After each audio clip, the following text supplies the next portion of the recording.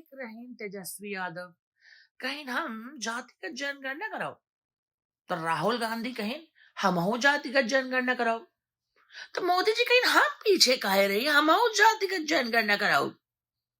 मान ली होगी जातिगत जनगणना। अब हमारे समाज का एक वर्ग, एक हिस्सा इतना मासूम है कि उसकी मासूमियत के कारण ही वो आज भी दबा कुचला है। उसने उस वर्ग को नेताओं ने सिर्फ और सिर्फ वोट बैंक बनाकर रखा है। न शिक्षा न दीक्षा, कुछ भी नहीं, बस पासे फेंकते रहते हैं और ये तालियां बजाते रहते हैं। इन्हें लग रहा है कि अब हमारे साथ न्याय होगा। 5000 सालों तक सवर्णों ने जो हमारा शोषण किया है, ब्राह्मणों ने, हम उसका बदला लेंगे। अब न्याय होगा। राहुल गांधी, तेजस्वी यादव हमको न्याय दिलाएंगे समाज में। अब हमारी आर्थिक और सामाजिक बराबरी होगी। मेरे बच्चे, ये यादव जी हैं। यादव जी ने अपनी बिटिया को ब्याह में मर्सरीज कार गिफ्ट की है। मोटिवेट हो जाइए। यादव जी ने, अब ये कह देंगे कि ये ब्राह्मण है, देखो ना इसको जलन हो रही है क्योंकि यादव अपनी बेटी को मर्सरीज कार कैसे दे सकता है। लालू यादव याद है, अपनी बिटिया के ब्याह में सगला बिहार लूट लिया था साधु यादव के साथ मिलके।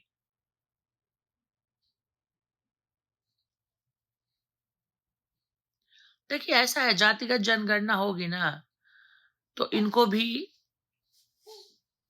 बांटा जाएगा, इनका भी प्रॉपर्टी बटेगा, लालू यादव का भी बटेगा, तेजस्वी यादव का जेब भी छटेगा। राहुल गांधी का तो चलो सबसे पहले ये कंफर्म हो जाए कि जाति कौन सी है। इतने वर्षों से कंफ्यूजन है कि जाति क्या है राहुल गांधी की, तो राहुल गांधी की जाति मालूम पड़ जाए, हमारे लिए सबसे बड़ी न्याय की बात वही है।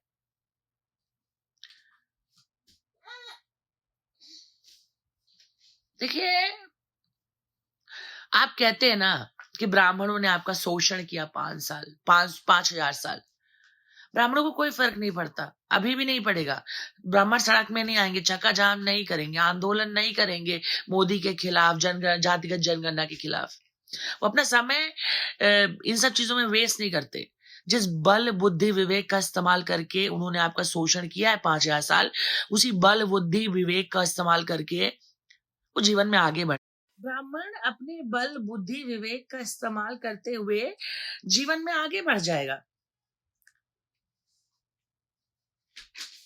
अगर आप उसका घर गिराते हो तो अगर उसके अंदर कुवत है, काबिलियत है, तो वो अपना घर वो दोबारा खड़ा कर लेगा।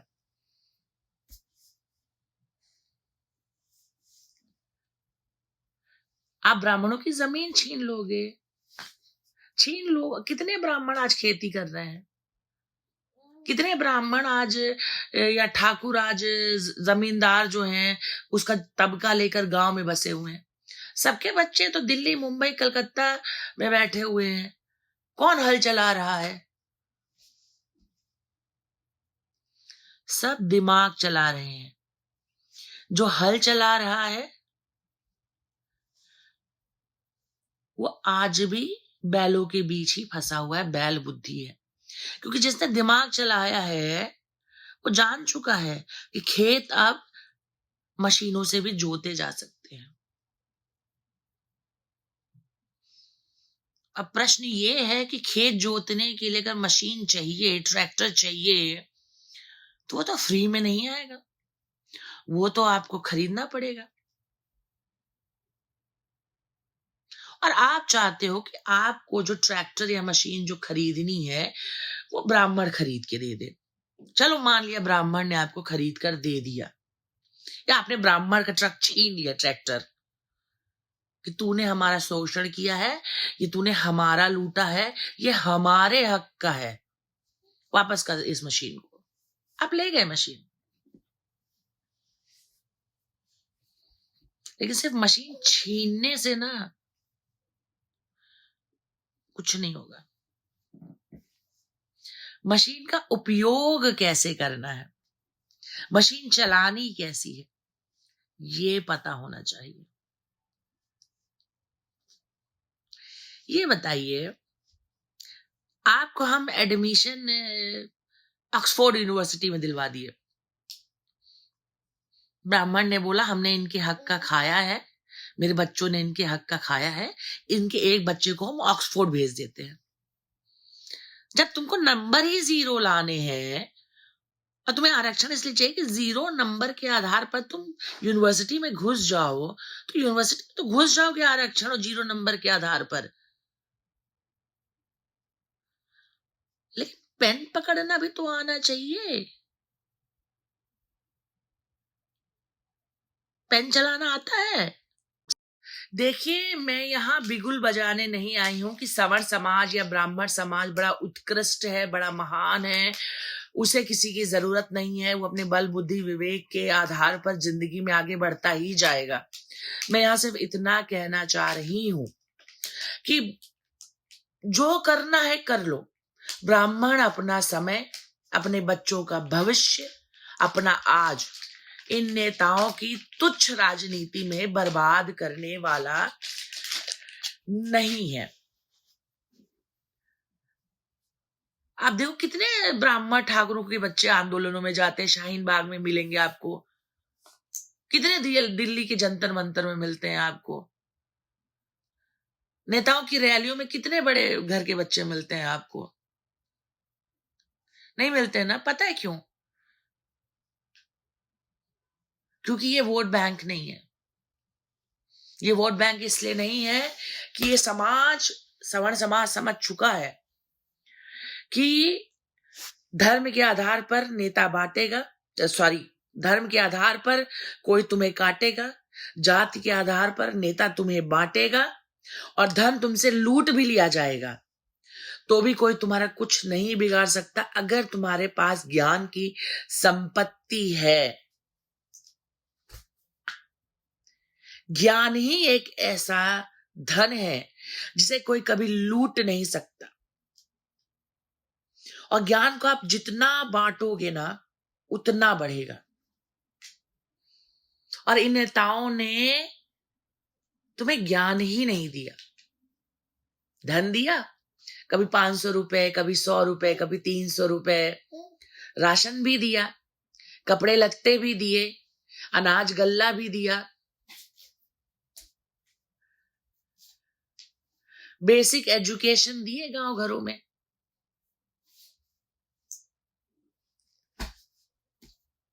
लेकिन तुम्हें जिंदगी में नॉलेजेबल नहीं होने दिया, तुमको नॉलेजेबल नहीं होने दिया, तुम्हारे अंदर विजडम नहीं आने दिया। देखिए, you can become rich from others money, right, but you can't become wise from others wisdom. पैसा तो लूट लोगे लेकिन ज्ञान नहीं लूट सकते, और जिसके पास ज्ञान है वो पत्थरबाजी में, तमंचा चलाने में, तलवारबाजी करने में, सड़कें जाम करने में, चक्का जाम करने में, बसें जलाने में अपना, अपने बच्चों का भविष्य समय बर्बाद नहीं। वो पत्थरबाजी में, तमंचा चलाने में, तलवारबाजी करने में, सड़कें जाम करने में, चक्का जाम करने में, बसें जलाने में अपना, अपने बच्चों का भविष्य समय बर्बाद नहीं करेगा। मैं अपने सभी हिंदू भाइयों से स्पेसिफिकली आई एम सेइंग, मैं अपने सभी हिंदू भाइयों और बहनों से, ना ठाकुर से, ना बामन से, ना बनिया से, ना वैश्य से, सिर्फ और सिर्फ हिंदू, don't waste your time and energy on such cheap politics, cheap gimmicks. आपको पता है जातिगत जनगणना होने के बाद कुछ नहीं होगा, सिर्फ और सिर्फ इस देश में एक सिविल वॉर जैसा माहौल होगा, बहुत सारे लठैत उभर कर सामने आएंगे और ये लड़ाइयां चलती ही रहेंगी। लेकिन ना आपका आज लौट कर आएगा, ना आपके बच्चों का। आपको ये समझना है कि जो कहते हैं ना संसाधन तो मुहैया आप करा दोगे अपने बच्चे को, सरकार करा देगी, लेकिन उन संसाधनों का सही उपयोग आपका बच्चा कैसे करेगा, कर पाता है नहीं कर पाता है, आपके बच्चे की संगत कैसी है, आपके बच्चे के जीवन में लक्ष्य क्या है, आपका बच्चा कितना पढ़ना चाहता है, आपका बच्चा अपने जीवन में क्या बनना चाहता है,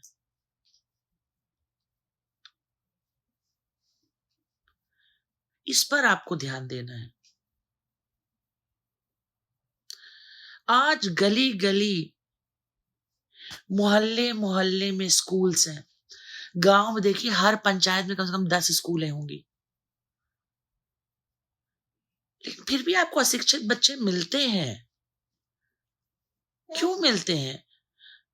क्यों अशिक्षित है वो? सरकार ने दिए हैं संसाधन, आपको फ्री में किताब है, फ्री में दलिया ब्रेड खाना है, कपड़े हैं, सब कुछ मुहैया कराया जाता है, लेकिन बच्चे स्कूल नहीं जाते हैं। बच्चे कहाँ जाते हैं?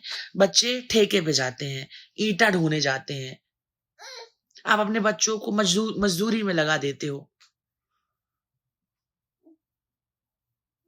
अगर आपको सामाजिक न्याय चाहिए तो सबसे पहले जो सिग्नल में बच्चे खड़े हैं ना भीख मांगते हुए, उन्हें वहां से हटाना है मोदी जी।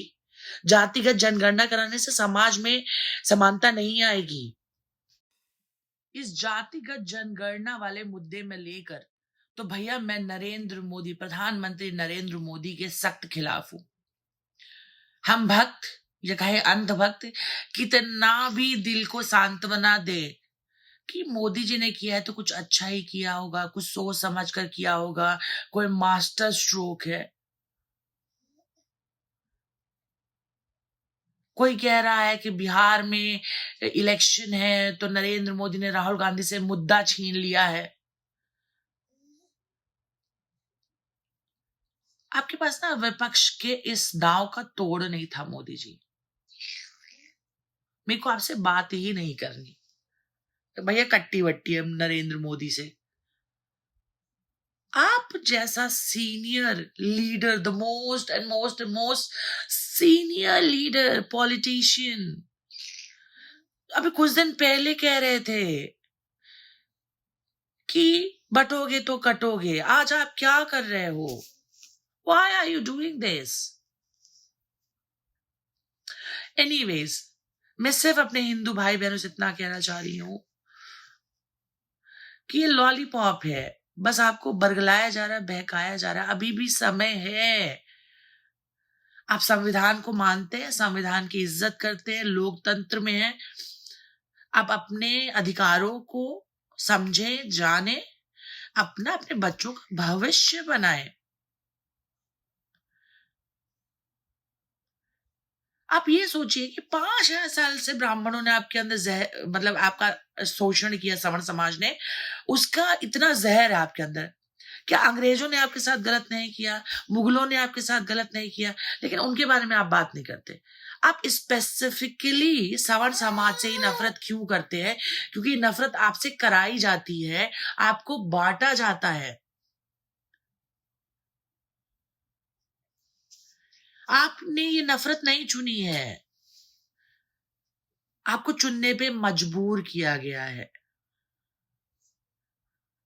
आज में जियो, और फिर नफरत करनी ही है तो सबसे करो, जिसने भी तुम्हारे साथ गलत किया है। न जाने कितने अब्दुल्लों ने तुम्हारे घर की बहन बेटियों की इज्जतें नोच ली, फिर भी तुम जय भीम का नारा देते हो।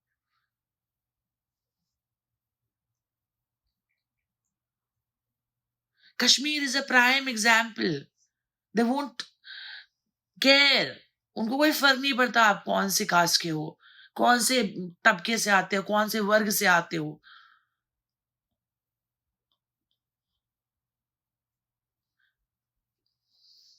Thank you so much. Thank you.